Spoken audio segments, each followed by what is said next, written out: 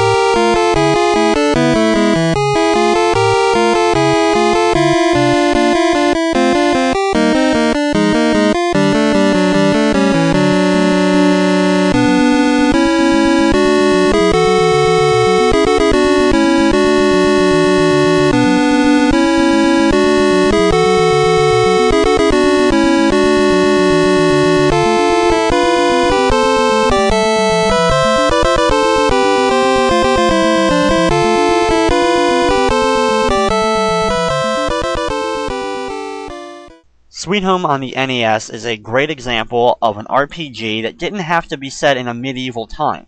It also became the granddaddy of survival horror games. The creators of the Resident Evil series, which coined the term survival horror, were inspired by Sweet Home while making the first Resident Evil game, and if you actually look at both this game and Resident Evil, you can see some similarities between the two. Now I'd like to thank you for watching this Game Music Appreciation Theater for Sweet Home on the NES, and of course, I hope you enjoyed.